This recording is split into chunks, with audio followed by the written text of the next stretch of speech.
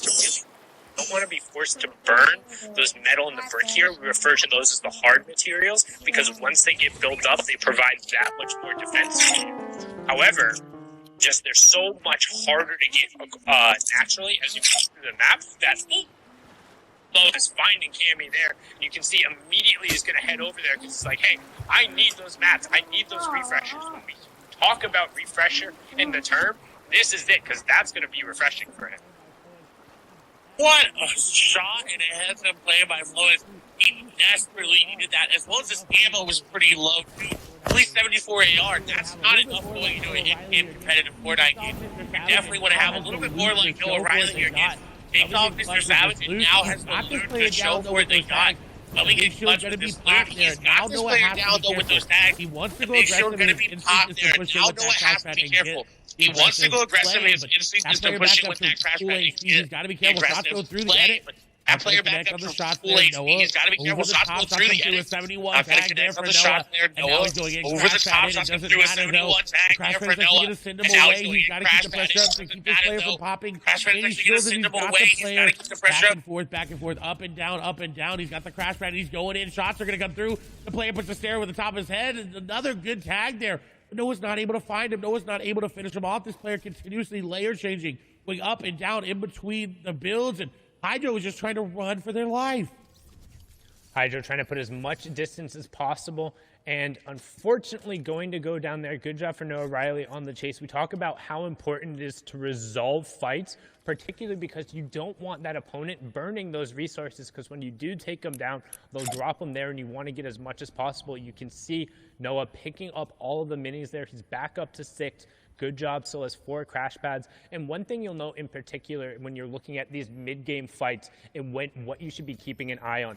Anytime a player has crash pads, that will enable them to push into boxes. You've seen it in 2 different ways, both from the top down, where they throw it against one of those cones because it lets them fall in. And then a perfect example, thank you, Ross Orange, for showing it right there, winning the fight against Hardfind very closely with 6 HP. That's the horizontal crash pad, where you line yourself up on the corner of the walls, you throw it against that corner, and it'll end up landing right behind you, and it pushes you forward into the box, but it won't affect the other player. So it allows you to line up your shot ahead of time, and most times it'll also put you behind them, so they're not able to play defensively, as Orange trying to play defensively here, but Bafo just comes in and says, hey, you didn't have enough time to reset and get your shields up. I will take all that loot. Thank you very much. And that's the dangers of taking a mid-game fight, is that if you take any damage, you're going to get third-party. Players are going to recognize that shield crack sound, and they're going to move in. But on the other hand, look at Letwick. He took that fight, got out, and now is on the move. But Carrot is setting up an ambush, and the shots coming through. Letwick has been cracked. Look at the box separation that he just did there from Carrot. Going to time to possum, and he's the stair with the top is not his. He does get a nice layer change coming out and above, but he doesn't have enough time to pop the big shield. He's just looking to try to pop another mini, and he does get it off.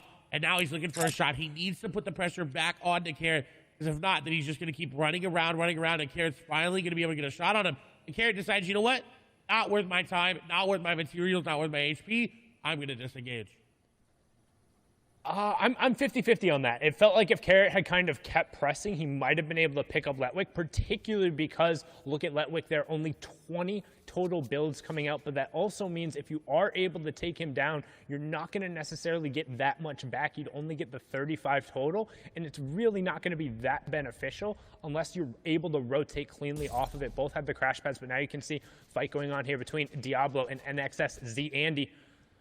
ZAndy on the back foot here, and Diablo trying to push forward. Somebody we've seen had the capability of playing aggressively. He is above that Storm Surge threshold, so just trying to hunt this player and doing a good job of keeping ZAndy on the back foot. Does get the cone replaced, owns both, edits back under.